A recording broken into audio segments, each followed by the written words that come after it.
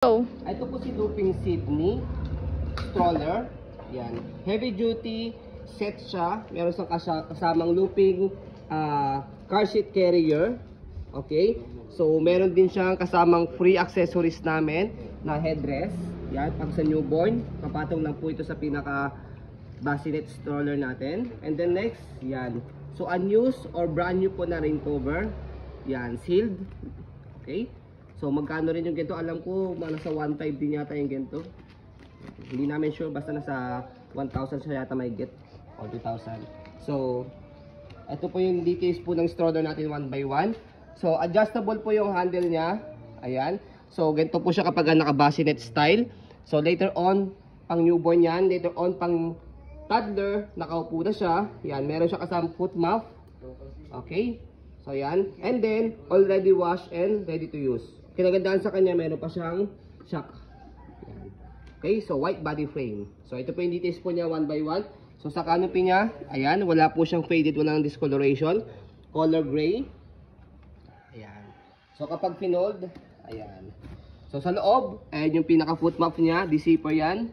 So meron din siyang butones, pwede nyo tanggalin yan. Ayan. Both side, meron siyang butones. Okay. So, 5 harness, safe na safe si baby. Wala po yung putol. Press nyo lang po ito. Ayan. Okay. So, yung free accessory na headrest, ayan. So, patong nyo lang siya dyan. Ayan. For newborn lang naman po yan. Ayan. Okay. Hindi nyo na kailangan ng extra cushion pad kasi, ayan, meron na siya. Okay. Kung toddler na si baby, pwede nyo tanggalin yan para maluwag na po ito kapag nakaupo siya. Okay.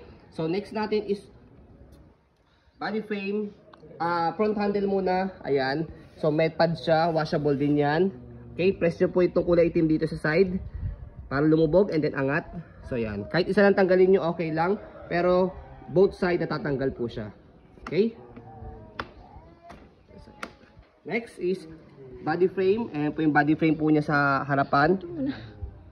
Ayan. Okay, color white. Yan, hindi siya naninilaw, means hindi siya overuse. So, dito sa ibaba. Right. Yan.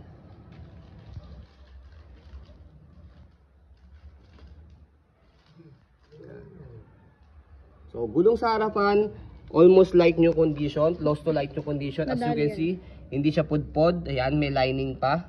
Okay, puting-puti pa siya.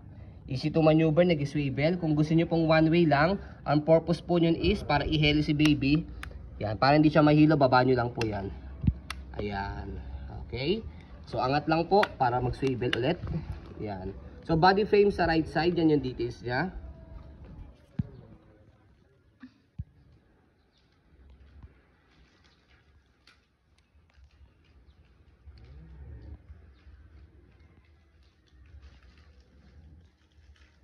Ayan. So, regarding po sa likod, ayan. So, yung gulong, okay na okay din siya. Close to light yung condition, as you can see. Ayan. So, stopper, kulay green, naka-go. Papakan nyo lang po pababa. Kulay red, naka-stop. Okay. So, basket, okay na okay yung basket niya. Ayan. So, body frame sa kabilang side. At yung gulong, hindi siya naninilaw. Okay na okay. Dali sumid.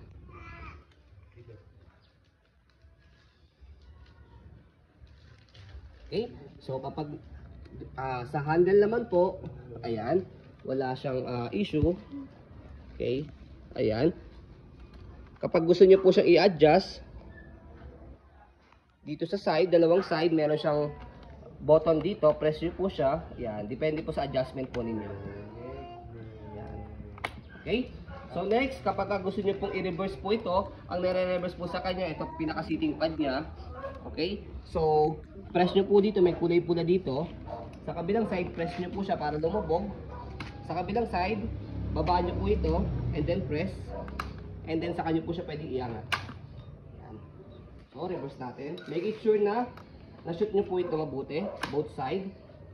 So, ganyan po siya kapag naka-bassinet type na naka-reverse. Ayan. Ayos mo di kita. Side. So, ayan.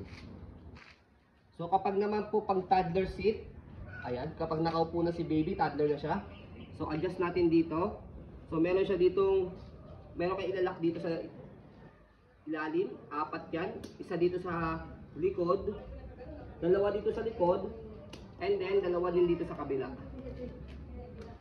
Yan, para umupo siya. Makikita nyo po yan pagka chinek nyo sa ilalim. After nyan, yan, pagka iuupo po ninyo, press nyo po yung button dito sa dalawang side, and then saka nyo po siya ibababa. Yan. So, ganyan siya kapag nakapang-toddler. Hindi kita. Ayan. Side daddy. So, ganyan po siya kapag nakapang-toddler na po siya, o nakaupo na siya. Okay? Para kung gusto nyo pong mas lumuwag pa siya, pwede nyo tanggalin itong Extra pad. extra pad po niya. Okay? Para yung upo niya, mas malalim, saka mas maluwag po siya. Okay? Saka kung gusto niyo po adjust po ito para mas maganda siya kapag tinulak. Ayan. Okay? So next natin yung car seat carrier. So pwede po itong manual rocker. Ayan. So kinagandaan dito, meron pa siyang foot map. Ayan. So bagay lang naman po yan sa mga malamig na lugar. Okay, just like po tayo Tagaytay, Baguio, out of the country. Already washed na rin, ready to use. So tanggalin po natin yung foot map. Sa side, meron siyang butones. Tanggalin nyo lang po yan. Yan. Okay. So, kompleto. May harness pad. Wala siyang putol. Press nyo lang po itong kulay red. Ayan. Okay. So, kung gusto nyo po ma-adjust po itong harness niya, dito sa ilalim, ayan, meron, pasok nyo lang yung daliri dito. Yung harness na to, pwede yun dito eh. Kasi mahaba oh. Mali kami nilagay. Pag harness kasi sa car seat, maliit lang yun. So, depende sa inyo. Pwede naman dito. Pwede yan ilagay nyo. Pag newborn naman, pwede naman yan. Pagka newborn, dito nyo muna siya lalagay. Okay, sa car seat. So, kapag toddler na po siya, syempre hindi na siya gagamitin. Tanggalin nyo lang tong harness pad na to. Lagay nyo sa stroller. Okay? So, yung harness niya, pag gusto nyo i-adjust, press nyo lang, pasok nyo lang daliri nyo rito. May makakapakal yung steel ito. And then, hatak. Yan. Saka sa kabila. Yan. Para ma-adjust po siya, mas lumuwag. Okay? Yan. Lagay nyo rito both side. Tapos lagay nyo si baby. Saka nyo po siya ilak. Yan. Okay? So meron din siyang extra pad niya. Okay? So kapag sisikipan na siya, for example yan nasisikipan, hatakin nyo lang po ito. Okay? Press and then hatak. Yan. Okay? So ayan. So install muna natin sa car seat. Yan. Sa car seat, sa stroller. Sa stroller. Maganda dito nakalagay. So ayan. So tanggalin muna natin po ito. Ihiga mo muna. Kita ba? So sa pagkabit ito, kailangan nakaharap talaga sa inyo. Okay? Naka forward facing. Yan, okay? Hindi siya pwede nakaharap dito. Okay, hindi siya pwede nakaharap backward facing. Okay? Kasi pang newborn talaga siya. Dilim na. So ganyan po siya kapag pang newborn yung car seat natin na nilalagay sa stroller. Ayan. So kaya kahit hindi nyo muna gamitin yung stroller na bassinet niya, pwede siya na car seat muna. Okay, so sa pag-fold po sa kanya, so tanggalin po muna natin itong car seat niya.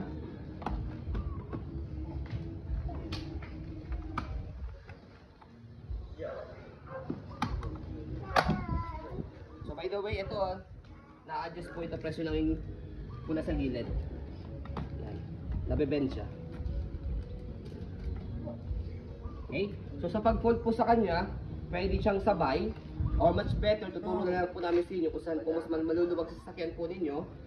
Yan. So tanggalin niyo po muna po yung bassinet. So dalawang side, aangat to. Kabilang side, merong i-press dito sa right side and then saka angat and then pull down. Okay? So meron siyang lock dito sa gilid. Yan. So kapag na-lock nyo ng ganyan, babaan nyo lang siya. So by the way, kung gusto niyo po siyang maupo, adjust nyo lang po yung handle niya. Ayan. So, nakabend po ito sa sahig para nakaupo siya. And then ito, set aside nyo lang po ito sa sasakyan po ninyo. Yan. So, pwedeng ganyan. Kung gusto nyo nalagay sa sasakyan po ninyo, pwede rin naman ipatong. Yan. Pwede nyo siya ipatong na ganyan. Okay? Kapag nakalagay po kasi, nakaganyan siya mahaba. So, mas maganda nakatanggal na para nakapatong siya ganyan. Mas maliit po yung paglagay sa car. Sa pag-open, ayan, tanggalin nyo lang pa yung block dito sa gilid, tapos buka. Ayan. Ganoon lang po siyang kadali. Okay? So, ayun po. Lagayin natin itong stroller. Ay, bassinet niya.